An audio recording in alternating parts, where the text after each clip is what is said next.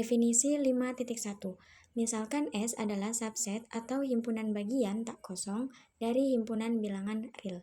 Yang pertama, S dikatakan terbatas ke atas jika ada bilangan U elemen R sedemikian sehingga S kurang dari atau sama dengan U. Untuk setiap S elemen S, U disebut sebagai batas atas dari S. Nah, S dikatakan terbatas ke atas dengan ketaksamaan S kurang dari atau sama dengan U. Nah, berarti himpunan S terbatas ke atas.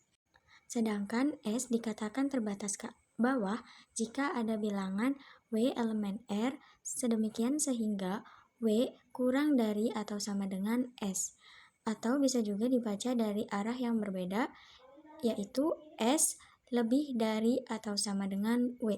Untuk setiap S elemen S, W disebut sebagai batas bawah. Yang ketiga yaitu suatu himpunan dikatakan terbatas jika terbatas ke atas dan terbatas ke bawah. Jika tidak, himpunan dikatakan tidak terbatas. Nah, jika himpunan terbatas ke atasnya saja atau ke bawahnya saja, maka himpunan tersebut tidak terbatas. Karena menurut definisi 5.1, himpunan terbatas adalah jika suatu himpunan terbatas ke atas dan terbatas ke bawah. S adalah himpunan X elemen R, sedemikian sehingga X kurang dari 2. Ini merupakan contoh terbatas ke atas. Bilangan 2 dari sebarang bilangan lebih dari 2 adalah batas atas dari S. Himpunan ini tidak punya batas bawah, jadi S tidak terbatas karena S ini hanya memiliki batas atasnya saja. A adalah himpunan X elemen R sedemikian sehingga X lebih dari 4. Ini merupakan contoh terbatas ke bawah. Bilangan 4 dari sebarang bilangan kurang dari 4 adalah batas bawah dari A. Himpunan ini tidak punya batas atas, jadi A tidak terbatas karena S ini hanya memiliki batas bawah. Selanjutnya, B adalah himpunan X elemen R sedemikian sehingga X lebih dari negatif 5 kurang dari atau sama dengan 7. Ini merupakan contoh terbatas, sebab himpunan B memiliki batas atas yaitu 7 dan sebarang bilangan lebih dari 7 dan juga memiliki batas bawah yaitu negatif 5 dan bilangan sebarang kurang dari negatif 5 sebagai batas bawahnya. Karena himpunan B terbatas ke atas 7 dan terbatas ke bawah oleh negatif 5, jadi himpunan B dikatakan himpunan terbatas. Selanjutnya, jika S memiliki satu batas atas, maka S memiliki tak hingga atau infinite banyak batas atas. Karena jika U yang tadi sebelum batas atas dari S, maka bilangan U plus 1, U plus 2, U plus 3, sampai U plus N untuk setiap N elemen N. Bilangan asli juga adalah batas atas dari S. Misalnya, S1 adalah X elemen R sedemikian sehingga X kurang dari 0, X lebih dari 1. Atau S2 adalah X elemen R sedemikian sehingga X kurang dari atau sama dengan 0, X lebih dari atau sama dengan 1, maka memiliki batas atas 1. Jadi, ketaksamaannya mau yang kurang dari atau kurang dari sama dengan, maka batas atasnya sama, yaitu 1. Nyatanya, untuk setiap U lebih dari atau sama dengan 1 adalah sebagai batas atasnya. Jadi, batas atasnya bukan hanya bilangan 1, tetapi bilangan yang lebih dari 1 juga sebagai batas atas dari himpunan tersebut. Nah, selanjutnya ada definisi 5.2. Misalkan S adalah subset tak kosong dari himpunan bilangan R, maka ada dua pernyataan dari kedua definisi ini. Nah, yang pertama, jika S terbatas ke atas, maka sebuah bilangan U yang kita sebut tadi, elemen R, disebut sebagai supremum atau batas atas terkecil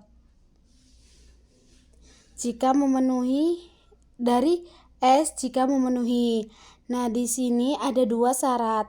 Yang pertama adalah U adalah sebuah batas atas dari S. Jadi, batas atas terkecil atau supremum itu harus sebagai batas atas. Nah, yang kedua ada jika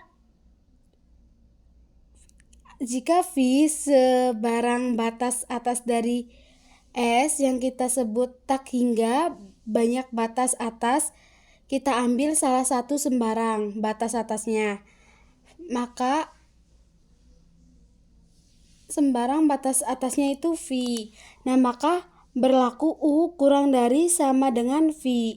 Jadi, V adalah batas atas yang terkecil, sembarang batas atas dan yang lain akan selalu lebih dari atau sama dengan batas atas terkecil U. Nah, itu tuh untuk batas atas yang terkecil disebut dengan supremum. Selanjutnya, pernyataan yang kedua, yaitu jika S terbatas ke bawah, maka sebuah bilangan W kita sebut sebagai elemen bilangan R bilangan real disebut sebagai infimum atau batas bawah terbesar. Jadi jangan sampai tertukar antara suprimum dan infimum itu. Kalau suprimum batas atas terkecil dan kalau infimum itu batas bawah terbesar dari S jika memenuhi dua syarat. Nah, sama pernyataannya dengan pernyataan di atas, hanya berbeda keterangan saja. Kalau yang A itu untuk batas atas, kalau yang B itu untuk batas bawah. Buat huruf atau variabelnya yang tadi disebut sebagai U. Kalau di definisi ini yaitu variabel W, jadi untuk keterangannya W adalah sebuah batas bawah. Syarat yang pertama dan yang kedua yang harus dipenuhi jika sebarang batas bawah lain yang tak hingga banyak kita sebut dengan T, maka akan berlaku nilai T kurang dari sama dengan W. Jadi W adalah yang batas bawah terbesar yang lebih dari sebarang batas bawah yang lain. Selanjutnya kita perhatikan gambar berikut. Nah, di sini jika kita lebih mudah memahami definisi 1 dan definisi 2 yang tadi, kita bisa melihat dari gambar ini. Nah, kalau ada di gambar di sini, himpunan kosong tidak mempunyai suprimum dan infimum. Maka dari persyaratan S subset R adalah S tak kosong atau subset yang tak kosong, karena kalau himpunan kosong tidak mempunyai suprimum dan infimum. Di sini kita tunjukkan sebagai himpunan S subset R, elemennya adalah ini yang sebelah kiri, dari batas ini sampai dengan batas kanannya. Di sini kita tunjukkan sebagai himpunan S subset R, elemennya adalah ini sebelah kiri, dari batas ini sampai dengan batas kanannya. Maka nanti yang kita tunjukkan nanti dari soal yang diketahui angka yang ada dalam himpunan. Nah, batas tersebut itu adalah sebagai batas bawahnya yang ditunjukkan berarti sebagai infimum kiri, yang sebelah kiri, dan kalau yang atasnya disebut sebagai suprimum dari S dan di sebelah kanan. Dari batas-batas tersebut, batas suprimum tersebut, maka masih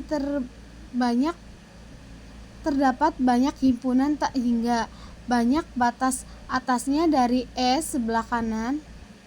Begitu pula untuk batas bawah, nilai yang kurang dari batas bawah yang ditunjukkan dari soal yang diketahui adalah tak hingga banyak batas bawah dari S.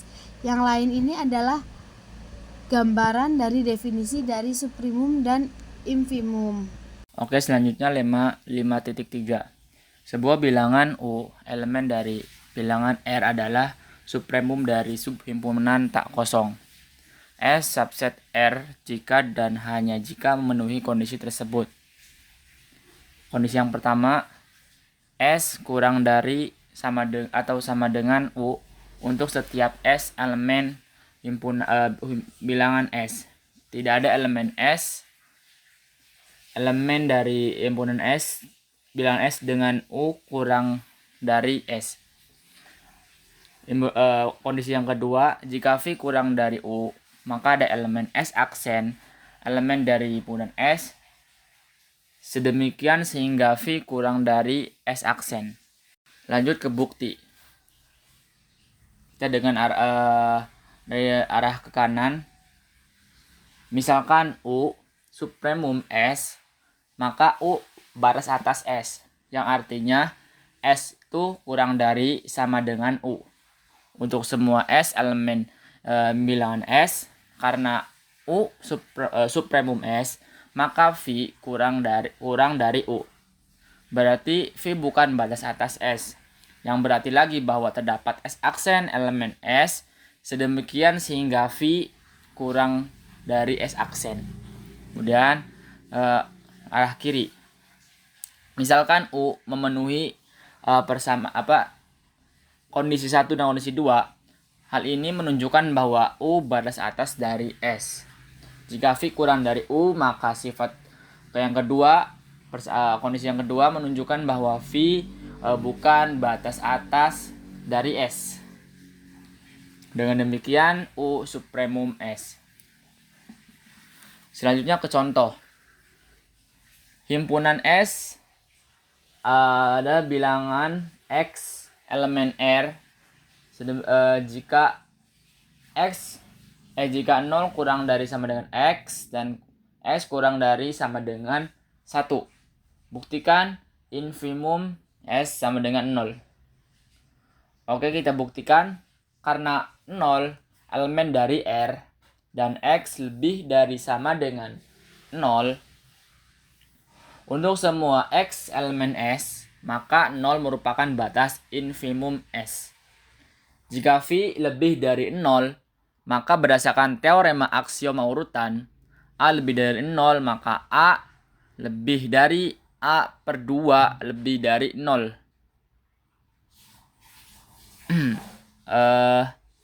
Kemudian, jadi kita masukkan V lebih dari V per 2 lebih dari 0. Dan V per 2 elemen dari anggota 0 dan 1.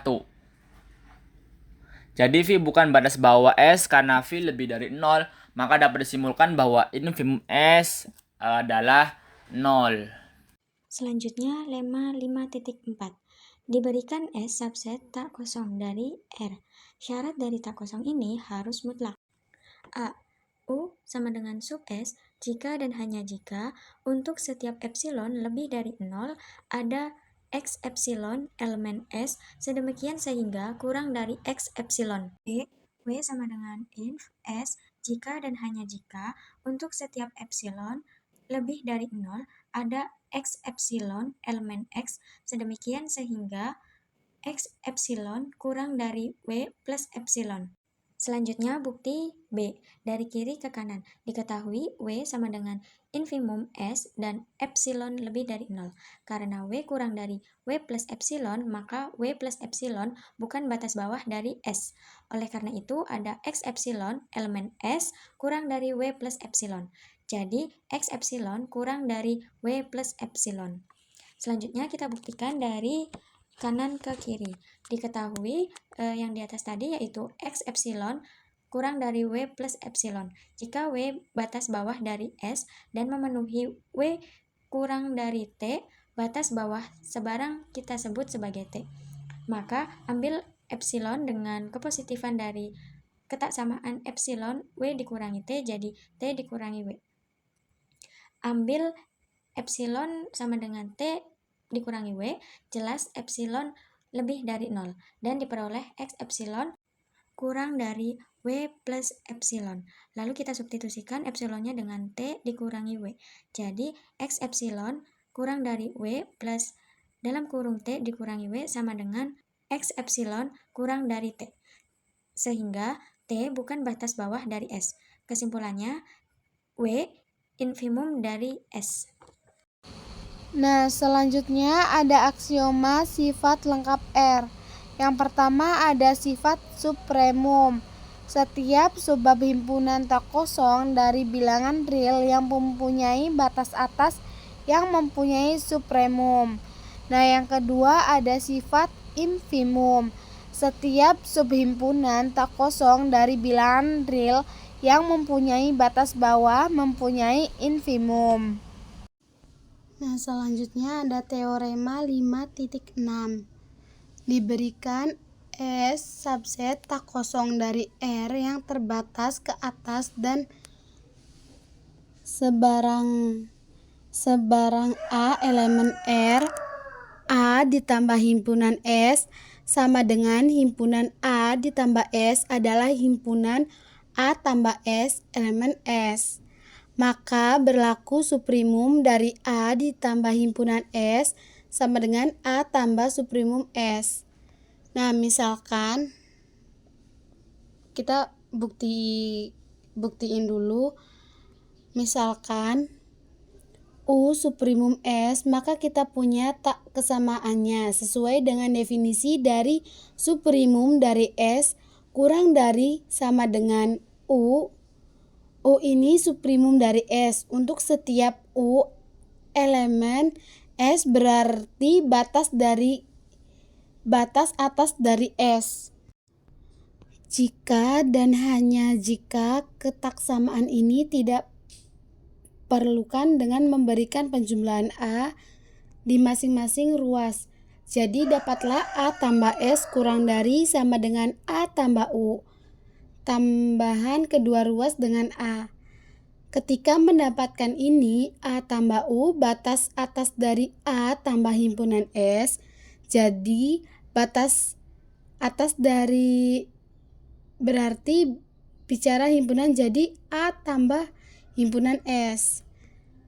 Jadi suprimum A tambah S. Nah, karena tadi batas atas pasti punya suprimum, di dalam aksioma tadi sifat kelengkapan suatu himpunan yang mempunyai batas atas, maka berlaku suprimumnya.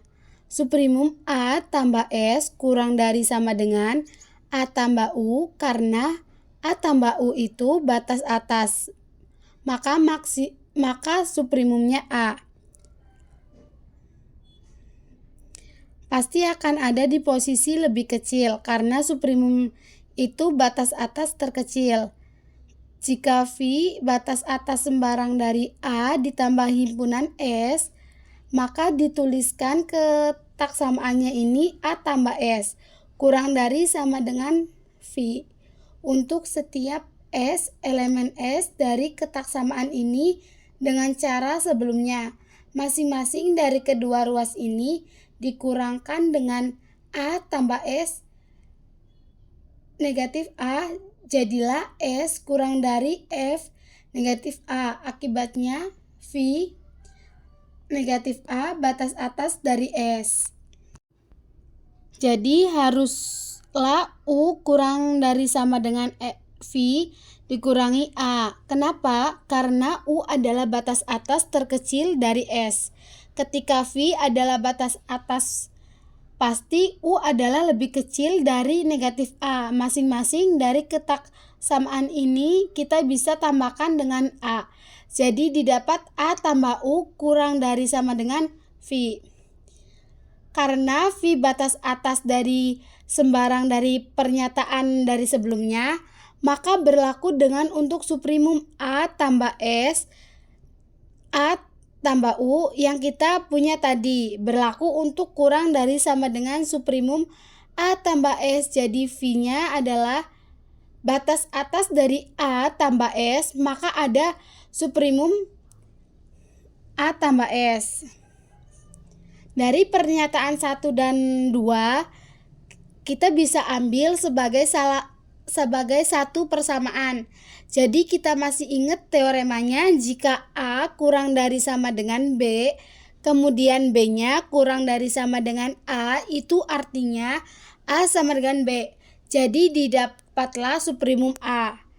A tambah S sama dengan A tambah U kembalikan U pada pemisalannya jadi A tambah suprimum S. Kesimpulannya itu terbukti bahwa suprimum A tambah S adalah A menjadi konstanta di depan plus suprimum dari S terbukti.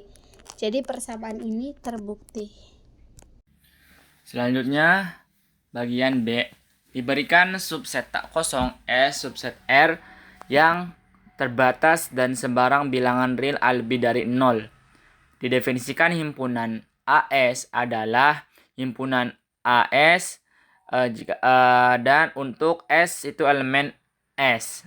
Maka berlaku infimum AS sama dengan infimum AS adalah A infimum S. Bukti B. Lanjut ke pembuktian yang B. Yang tadi. Tulis U. Misalkan tulis U adalah infimum AS dan V adalah infimum S. Akan dibuktikan U adalah A kali V. Karena U adalah infimum AS, maka U lebih dari atau sama dengan AS untuk setiap S elemen S. Karena V adalah infimum S, maka V kurang dari atau sama dengan S untuk setiap S elemen S. Akibatnya AV kurang dari AS. AV kurang dari S itu didapatkan dari kita dengan mengalikan kedua ruas dengan A.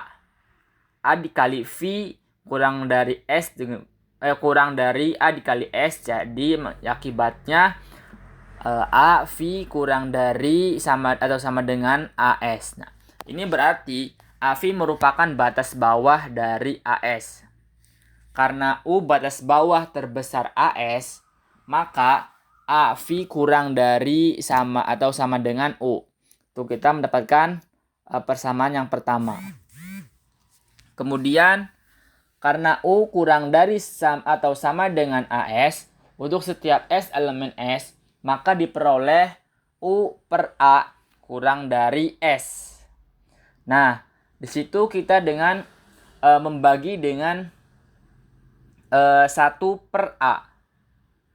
Karena tadi kita sudah mengalihkan, jadi sekarang kita lawannya itu pembagian. Untuk setiap S elemen S dengan syarat A kurang dari 0. Karena V adalah infimum S, maka U per A kurang dari sama dengan V. Berakibat U kurang dari sama dengan AV. Kita memperoleh persamaan yang kedua. Dari persamaan satu dan persamaan yang kedua didapat U adalah A sama dengan A kali V. Jadi terbukti infimum AS adalah atau sama dengan A kali infimum S. Selanjutnya teorema 5.7.